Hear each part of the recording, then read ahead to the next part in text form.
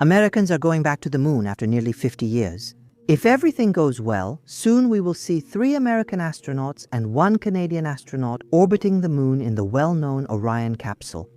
Launch windows are February 6th through 11th March, 3rd through 11th, and April 1st through 6th. Join me on a trip to the moon. I even have a boarding pass. Watch the video until the end to see what to expect from this historic mission, and let Aki know if he hasn't found out yet. The Artemis mission took place in 2022. At that time, National Aeronautics and Space Administration tested the Space Launch System rocket and the Orion capsule together for the first time, but without a crew. The Orion capsule. It orbited the moon and returned safely to Earth. Orion spent weeks in space, sent stunning images of the moon, then re-entered the atmosphere at high speed and splashed down in the Pacific. It was proof that the essential systems work for future crewed flights. Artemis I proved that the Space Launch System rocket can send the Orion capsule to the moon and back. Artemis 2 has to prove the same thing, but with people on board. That's more complicated and riskier than we might think. 4 astronauts will spend 10 days in the capsule, and they have to return home safely. The Space Launch System rocket, the one that will send people to the moon again with the Orion capsule, has arrived at the launch pad. National Aeronautics and Space Administration says the launch depends only on weather, with a target of February 6 and windows from February 6-11, March 3-11, and April 1-6. Why are the launch windows so tight? Because the trajectory to the moon has to be precise, like that exact time, to perform the planned flyby and return for a controlled splashdown in the Pacific. What could push the date further? Especially the last launch pad tests. Especially the full dress rehearsal with fueling, which is called a wet dress rehearsal in English. Wet means that liquid fuels are generally used. Here the rocket is loaded with cryogenic fuel, as if it were about to take off, but without actually launching. The teams check operational procedures, execution times, and the behavior of the equipment under real conditions. It matters a lot because in previous campaigns, Space Launch System encountered difficulties during fueling operations. And the success of this test is an important indicator of readiness, although it doesn't guarantee the elimination of all risks. Last but not least, the Artemis 2 crew consists of Wright Wieseman as commander, Victor Glover as pilot, Christina Koch as mission specialist, and the Canadian Jeremy Hansen from the Canadian Space Agency. Artemis 2. It will be the second launch of the Space Launch System rocket. What might make us wonder is, can the Americans be sure that the rocket won't have problems? Now that there are astronauts on board, they believe so. How the Space Launch System rocket is built, you can see here. Side boosters with solid fuel. They provide most of the thrust in the first moments and burn for about 2 minutes, then they detach. The main part, the core stage, is the large orange body inside. It has liquid oxygen and liquid hydrogen, which power 4 Rocketdyne Series 25 engines that come from the Space Shuttle program. After the boosters separate, the main part continues to push what's at the top of the rocket for several more minutes until it brings the system close to the required speed. After that, separation takes place and the main part is left to fall back toward Earth.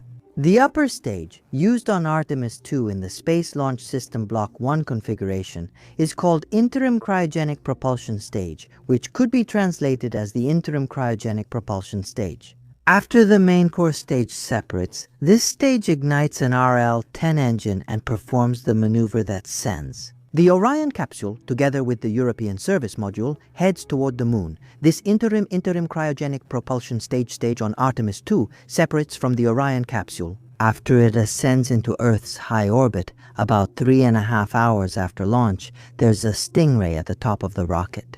Here you can see 3 components from left to right: the European Service Module for propulsion and support, the capsule where the 4 astronauts live, and the Launch Abort System for extracting the capsule in case of an explosion. The European module supplies propulsion, electric power, thermal control, and resources like air and water. It contains a main OMSE engine for major maneuvers, 8 auxiliary engines for orbit corrections and as backup, plus 24 small engines for orientation and fine maneuvers. Basically, it gives the Orion capsule maneuverability and provides the astronauts' survival resources. That's why it stays attached to the capsule until almost the end of the mission. After that comes the Orion capsule, where the 4 astronauts actually live. Inside are the seats, control panels, onboard computers, the system, communication systems, and most importantly, the support systems that provide the astronauts with breathable air, thermal control, and protection against radiation. Above the Orion capsule is the launch abort system in case an emergency occurs at the beginning of the flight. This tower can pull the capsule off the rocket in a fraction of a second and then put it on a safe trajectory for landing or splashdown. Artemis II Artemis is the first crewed flight of the Orion spacecraft and the Space Launch System rocket, built as a full test before attempting a lunar landing in the next Artemis mission, Artemis III. Before launch, Orion is mounted on the Space Launch System. Everything is thoroughly checked. The crew does the final training, puts on their suits, and enters the capsule. We can see the main phases of the mission in this diagram. 1. Launch from Kennedy Space Center. 2. Separation of the solid fuel boosters. This happens about 2 minutes and 10 seconds after launch, right after the boosters have used up their fuel. They no longer contribute to thrust. 3. Shutdown of the main stage rocket engines and then its separation. 4. Perigee raising maneuver. 5. Towards Earth's high orbit, the spacecraft check begins, which will last almost an entire day. 6. Separation of Orion from the interim cryogenic propulsion stage. Interim cryogenic propulsion stage. Only the capsule with the astronomers and the European service module, which provides propulsion, energy, and more, remain. 8. Maneuver for changing the orbit. 9. Translunar injection initiated with the European service module. 10. Trip to the moon, flight time about 4 days. During this time, Orion navigates by stars and instruments, runs life support systems, tests engines, and practices manual piloting. 11. Lunar flyby. The capsule reaches the far side of the moon at a distance of about 6,000 kilometers from the lunar surface. 12. Return to Earth flight time approximately 4 days. 13. Separation of the crew capsule from the European service module. From now on, the capsule falls freely towards Earth. 14. Entry into Earth's atmosphere. Orion enters the atmosphere with the heat shield 15. Splashdown and recovery. Orion deploys the parachutes, splashes down, and is recovered together with the Artemis II crew. The first crewed flight of the Orion capsule and the Space Launch System rocket is described as a hybrid free return. The Orion spacecraft, meaning the European service module and the capsule with astronauts, uses its engines to enter a special orbit around the Earth.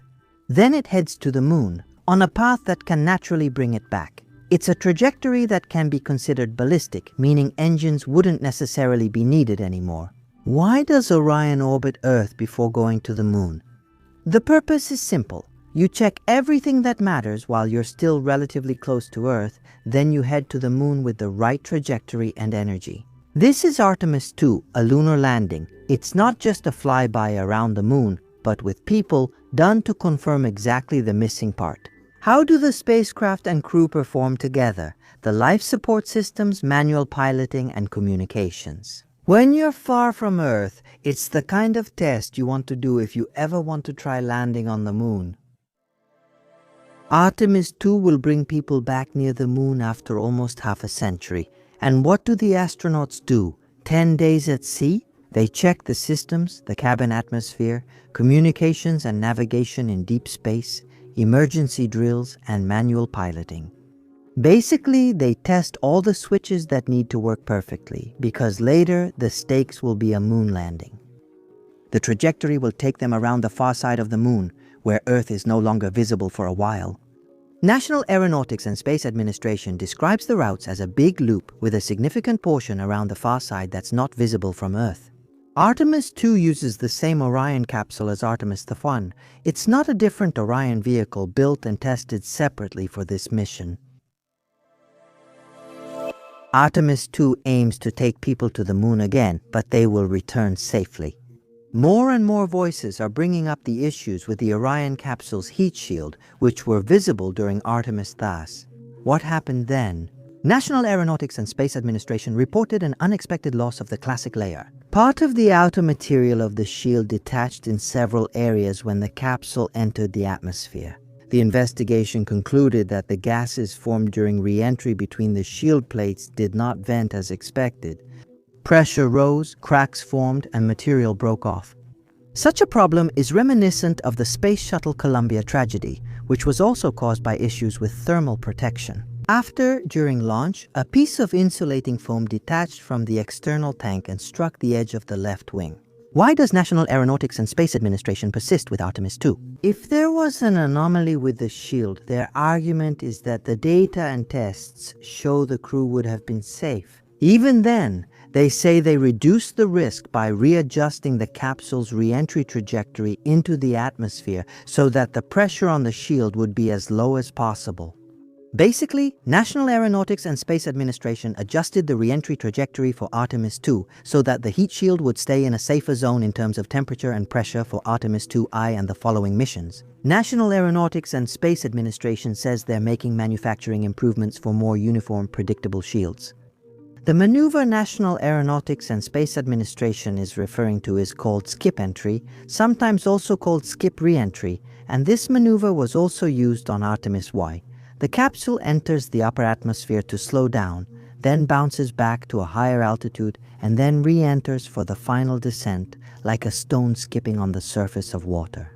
The maneuver is useful because it gives you more control and extends the distance the capsule can travel after the initial entry point into the atmosphere.